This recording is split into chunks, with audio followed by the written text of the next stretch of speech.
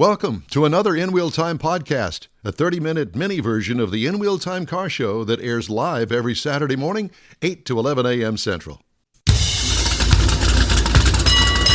Live from the Sugar Shack in Sugar Land, Texas, it's the In Wheel Time Car Talk Show. Coming up, Alec Udell on his racing career and the Sebring and Daytona experience firsthand. Konrad will have the In Wheel Time Car Clinic, and I'll bring you this week's auto news. Howdy, along with Mike out of this world, Mars, King Konrad DeLong. We need more Jeff Zekin. I'm Don Armstrong. Thanks so much for joining us today. Let's go right to Alec. Alec Udell, it's been a while since we talked to you. How are you, my friend? Yeah, I'm doing well. Good to hear from you, Don. How are things? Yeah, very well, thank you. So are you not racing this weekend? Not this weekend. Yeah, I get an off weekend. Wow, of all of the racing that's going on, you have this is the weekend that you're off. So what is your next race? All right, so our next race is at Long Beach Grand Prix here in about 3 weeks in Long Beach, California, so on the IndyCar weekend. And what kind of car are you driving? I'll be racing one of the new 992 Porsche GT3Rs. And how much experience do you have in that car?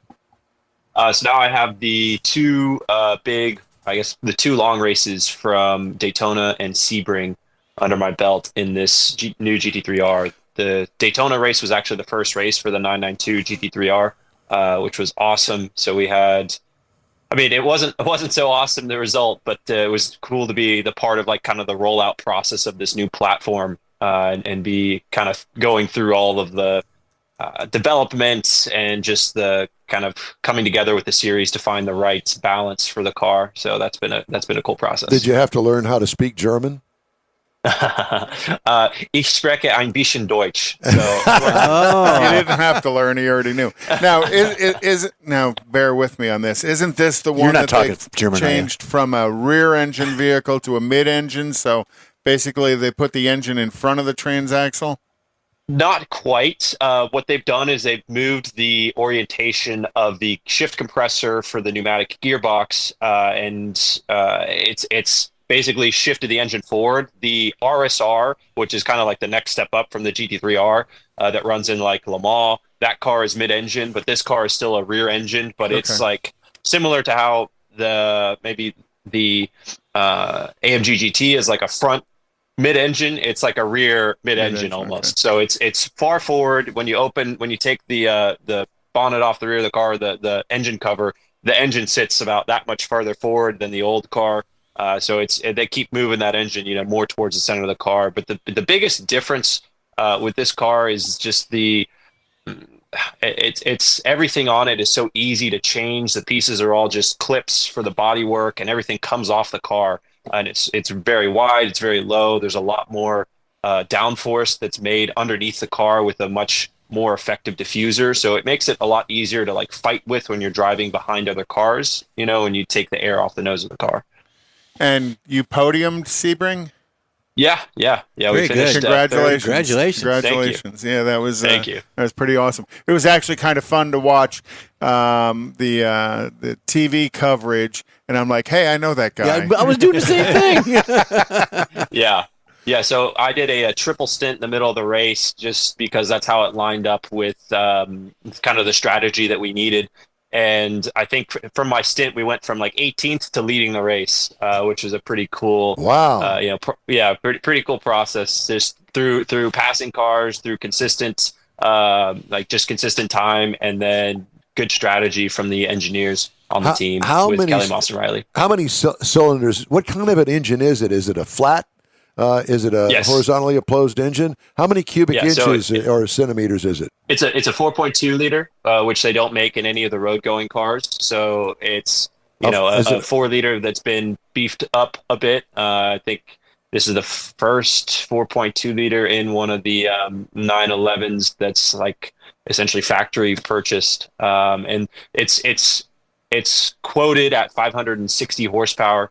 That it runs at for the the BOP for the series. But if you told us the truth, you'd have to kill us, right? Well, I'm not. They don't tell me the truth, so how many? Just said get it and drive it. How many cylinders is it? 4 or 6? It's a six. A flat six. Yep. Correct. And what's the red line on the RPMs? It is, so that can change. That's part of BOP, but it is 9,200. So it's a Singer sewing machine, 9,200 RPM. Yeah. And what? It's howling. And how many speeds is the transmission? It's a six speed pneumatic, electronically actuated pneumatic gearbox. How many in the actual race? Let's pick. Is it Sebring that you just finished? On the podium. So at Sebring, what gears do you mainly use? Is it 4, 5, and 6? You use 1st through 6 at Sebring. Oh my gosh, the whole shebang, everything. Yeah. You barely get into 6th at the end of the back straightaway, and if there's a big headwind, you barely make it, but you're in it for a few seconds before you break for 17. So in 6th gear going into that thing, at let's just say, you won't be a red line at 6. No. You'll be up there somewhere. Yeah. So where will it be in the RPM up there? 6th gear at the end of the back straightaway, we're like probably right around 6,500 to 6,800. I'm not exactly sure because I'm looking at what's coming towards me. Yeah, no doubt. But yeah. Well, I know that all of that is recorded, and I'm sure that they've got every detail of every second of the race. Totally. So with the GT3R's success at Sebring, because there were so many of them kind of finished in the top 10, are you expecting an adjustment in the BOP? No. So the way the BOP works, they look at the quickest overall lap time and then the quickest 10% laps basically, and then 20% to see where each car stacks up. I'd say based on our analysis from the team, we are right kind of dead center of all the cars. We're not like the worst, we're not the best. So I think if anything, we'll probably stay where we were at. So is that somewhat intentional on the driver's part? Is there somebody in your ear giving you that information, or do you have data on the dash that's giving you GPS lap times? We do have lap times, but when you're in the race, you're not really concerned about that, especially when you have an opportunity to go and win the race. And get in front of somebody. So you're just pushing really as hard as you can. The thing that worked out well for us, Sebring's such like a dogfight of a race, just because the track's so difficult. There's when it becomes nighttime, it's really hard to see. There's not many lights around the track. And so we really just kept our nose clean and stayed out of trouble. There's a couple of cars that were, I'd say, maybe a bit quicker overall pace, like outright pace, but they got into trouble. They got impatient. They went for a pass that turned into contact. They got penalties. And so for us, it was really just playing to the strengths of, we knew the car was very consistent over a stint, so we could keep the same lap time pretty consistently. But we weren't maybe the outright quickest car on the racetrack. We were probably about 5/10 off of the fastest lap time. And so we were just kind of balancing between, okay, we just need to make sure that we preserve the car to the end of the race so we have something to fight with, and make sure that we minimize any sort of penalty or any sort of, something that would set us back in the race. So who put up the 2027? Both myself and Julian Andlauer, the Porsche factory driver, we both did 2027 in the car. And the top 3 drivers then at the end of the race on the last lap took each other out. That's the right? Yeah. Well, I was at the GTP level. Yeah. Yep. So it's been the race there was just, like I said, a dogfight, I think is the best way to put it. And people are fighting super hard at like hour 5, hour 6, hour 7 in the race. And it's like, there's so much time left that if you damage the nose or you take a dive plane off and you lose a tenth a lap every lap, well, that's, over 100 laps, that's going to be 10 seconds. And so it's just really preserving the car and making sure that you have something really nice to fight with at the end of the race. And very good for you, because with a Porsche factory driver on your team sharing a seat with you, you've got eyes from the Porsche factory on your production as well and your performance. So, kudos to open more opportunities for you in the future. Congratulations. Totally. Yeah, and for me, it's just all about, I know that I don't put that pressure on myself when I'm in the car. It's more just focusing on, okay, getting the most out of that particular stint that I'm in. And sometimes you just get stuck behind other cars and the GT3 cars, like I was saying a bit earlier, they're very aero dependent. And so when you get stuck behind someone, you get the wake, similar to like what you see in F1 or other forms of high downforce racing. It's really hard to make a pass because it's just hard to follow closely behind that car. So Porsche's done a really nice job in making this car easier to deal with in traffic, which allows us to fight a little bit harder, but there still is an element of that. Now, you'd said earlier about this. This is actually a car that you somewhat buy from Porsche and then turn into your race car?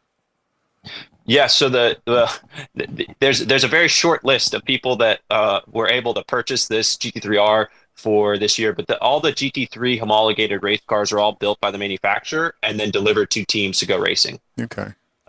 So any manufacturer that's in GT3 racing, they have to go through a homologation process with the FIA to build this GT3 spec race car, and then the teams will buy them directly from the manufacturers. And that's what, if you've heard the term customer racing, that's essentially what that is. And so once they get into that aspect of it, the factory, do they continue to supply support to you? Yes. Yeah. In so they're what continuously form? developing the cars, coming up with maybe software updates for like the computers in the cars, making small changes to make things a little bit better for the drivers. And then also the same thing, like there's Evo evolutions of the GT3 cars. So usually there's one or two like Evo kits, which will change the downforce a little bit after the cars have raced for a couple of years. And it allows them to make the car just a little bit better for the drivers. How many factory guys are in the pits with you? So there are normally on a race weekend, there's probably between 15 to 25, depending on the race. I mean, at Daytona, there were a bunch more just because the cars were brand new and there were all these kind of updates for the suspension parts and different things that they had figured out in the factory that needed changed through testing.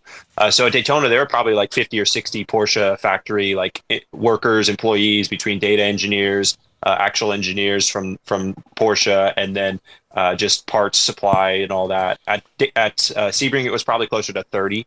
And they're not just working with our team. there are 6 other Porsches as well.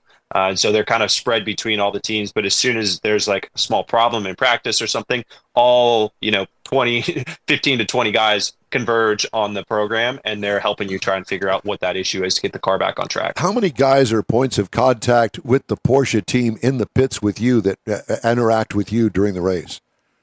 I'd say we normally have like 2 or 3 that are consistently in the pit box, and some they have like a couple of teams that they will float between, but we have our main points of contact, and we'll have normally at least one Porsche guy in the box or gal in the box with us at all times during the race. So will the 992 be Porsche's car of choice at Le Mans this year?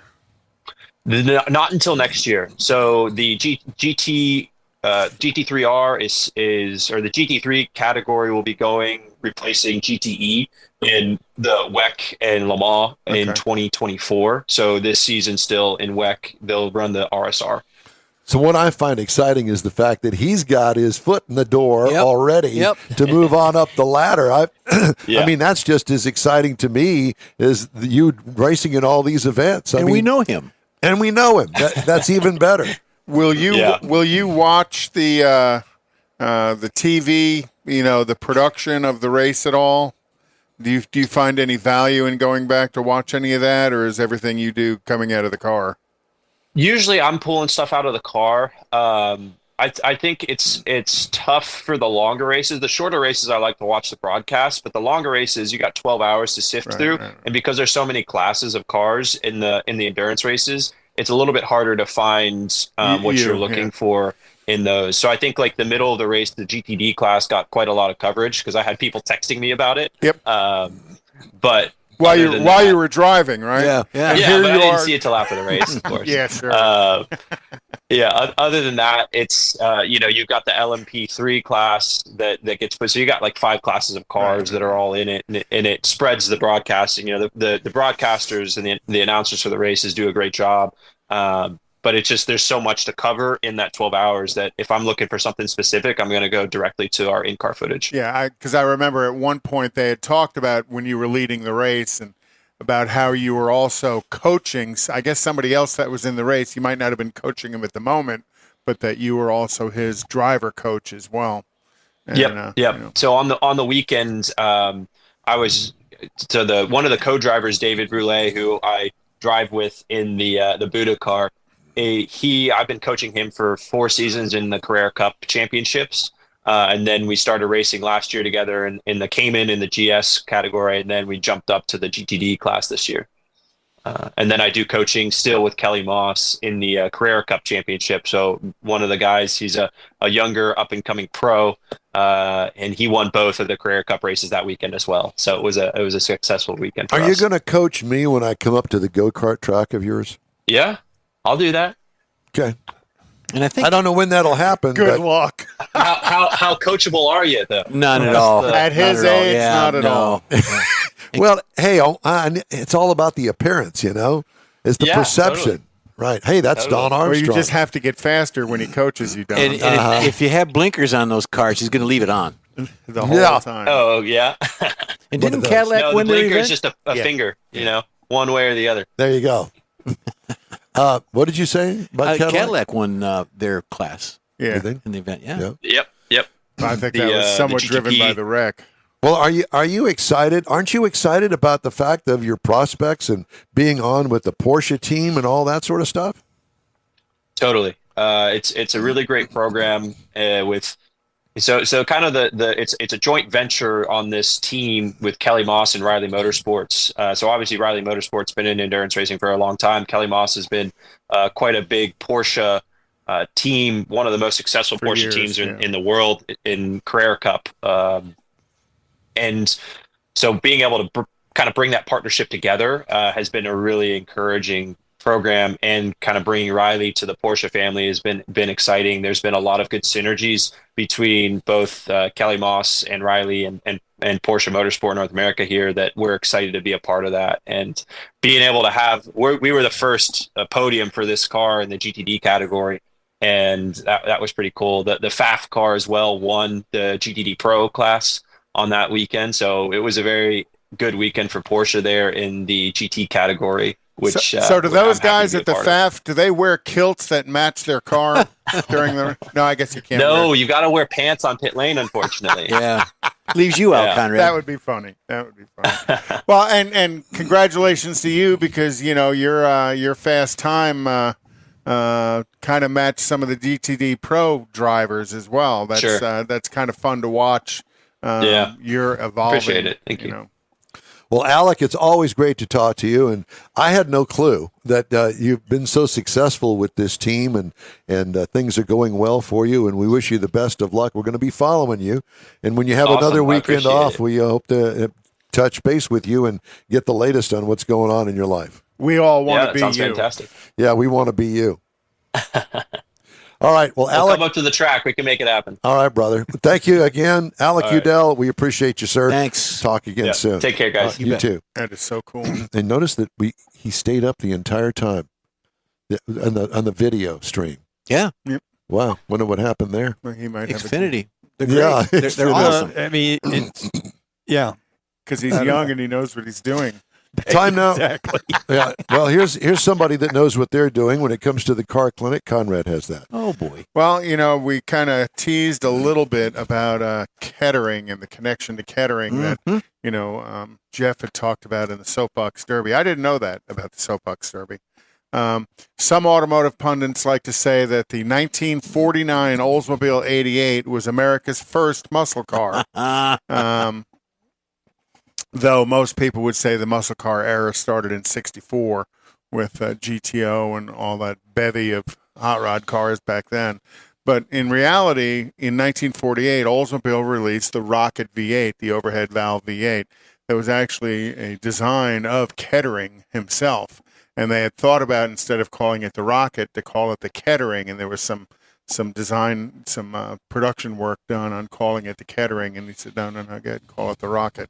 The 1948 Olds played a far more important and fundamental role in the Motor City's historical timeline. It defined the popular post-war automobile. Oldsmobile offered one package, a modern, fully automatic transmission and an overhead valve high-compression engine, short-stroke V8. Would that be the power slide transmission? No, this was actually a 4-speed, and Oh, wow. everybody called it the slush box because it didn't Oh, yeah, I really remember that. connect very well. Yeah. But that was the original automatic. Cadillac shared it as well. It was a turbo hydromatic, but everybody referred to it as the slush box back in the day. Slush-o-matic. I remember that. And in the American market, Oldsmobiles were very popularly priced vehicles, and part of the reason for that was the engine that Kettering had designed for it. Made them extremely successful in NASCAR. Cadillac at the same time also had an overhead valve V8, except theirs was oversquare and the Oldsmobile was undersquare. Oversquare and undersquare talks about the length of the stroke and the width of the bore and the differences between the two of them. You know, some of them have more torque, some of them rev better. So the undersquare engines tend to rev better, where the oversquare engines tend to have more torque. The Cadillac was an oversquare engine, so it had a lot more torque, a lot of ability to move the weight of a Cadillac. While both Cad and Olds were overhead valve V8s and were based on the groundwork of GM's research development, Kettering was involved in both engine designs, and they shared no common components. At the time, Oldsmobile's engine displaced 303 cubic inches, and the Rocket, again, boasted the oversquare proportions of the bore and stroke. And that advanced layout is what led to its high performance. And then at some point, it became all the way up to a 455 cubic inch engine. The original Rocket. Is this V8, a long report? Yeah. The original Rocket V8 only had 7.25 to 1 compression, which is actually pretty low compression, even by today's standards, extremely low. But I think a lot of that was driven by the fuel availability of the time. And again, the Olds V8 would eventually grow in the early 60s to 394 cubic inches, and then in the 70s on up to 455. Using compression ratios up to 10.5 to 1. Is that it? That's it. Okay. Just checking. Whew. That's a lot. Thank you. You lost me at Olds 88. Well, it was just kind of talking to the history of how that engine created a buzz in the industry, and then Chevrolet came out with their overhead valve. Well, let's not V8. forget that they're part of the GM umbrella. Mm-hmm. GM must face class actions in U.S. court over defective transmissions. Uh-oh. A decision by U.S. District Judge David Lawson covers several Chevrolet and GMC trucks and SUVs, several Cadillac models, the Corvette, the Camaro, all equipped with the 8L45 or 8L90 8-speed automatic transmissions. The judge has certified class actions for drivers in 26 U.S. states, including Texas, who accused General Motors of producing faulty transmissions for about 800,000 vehicles from 2015 through 2019. Drivers said the transmissions cause vehicles to shudder and cause harsh shifts. Got to say that with caution, including hesitations, lunges, lurches, and making them feel as though they had been rear-ended. Wasn't he the butler on the Addams Family? Lurch. That sounds like a wedding night. Yep. Yeah.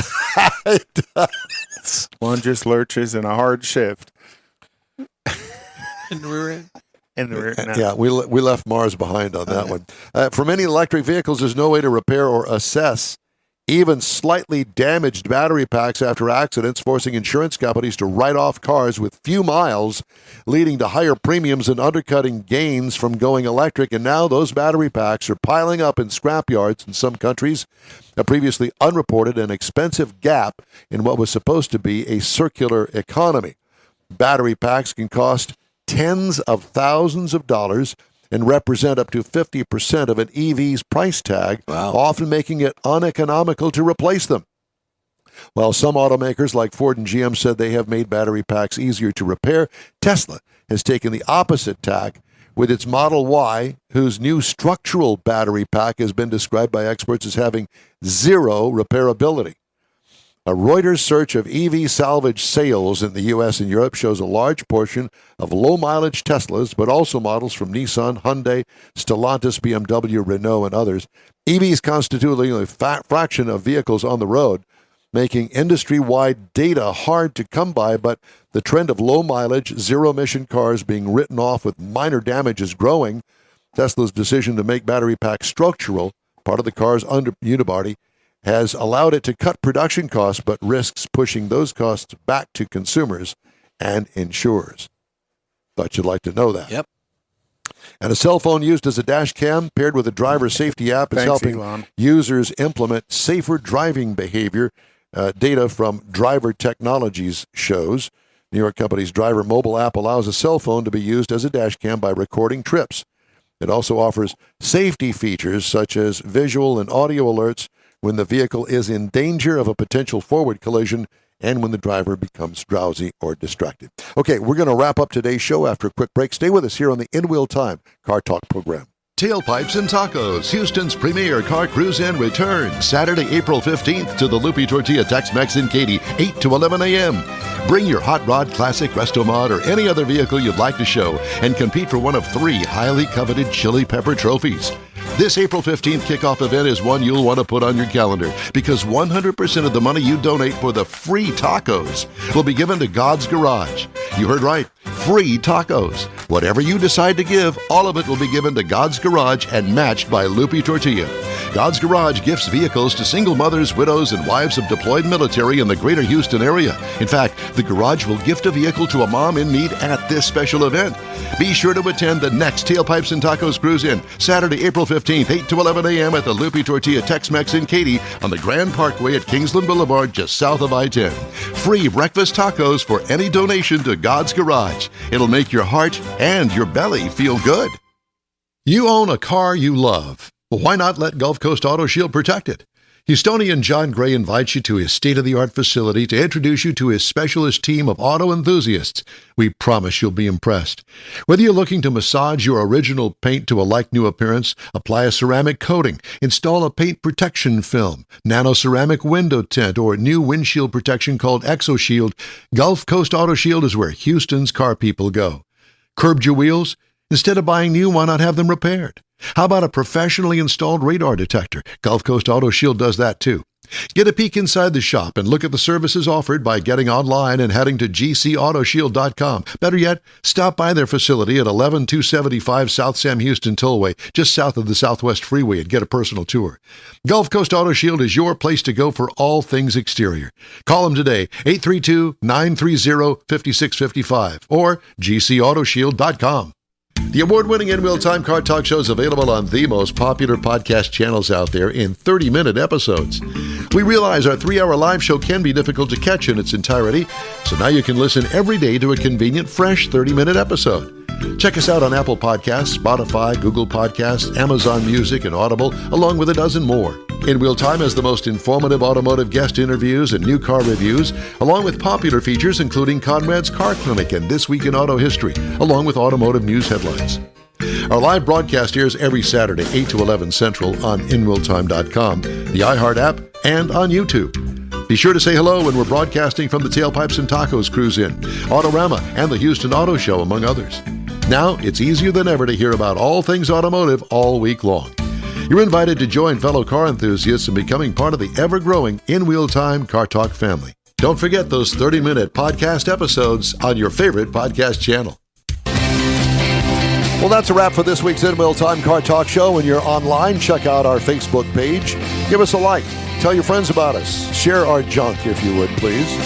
You'll get Konrad's unicorn hunting features, along with all things automotive all week long, including new car reviews, upcoming events, cruise-ins, racing events, and other informative and entertaining car talk. You can find the In Wheel Time Car Talk Show 24/7 on the iHeartRadio app, and be sure and catch us on the In Wheel Time Car Talk channel on our live video stream on Facebook, YouTube, and InWheelTime.com every Saturday, 8 to 11 a.m. Central Time. Daily 30-minute podcasts available from over a dozen of your most popular podcast providers. The In Wheel Time Chief Engineer is David Ainsley. Our Marketing Advertising Manager and Video Technical Director is We Need More, Jeff Zekin.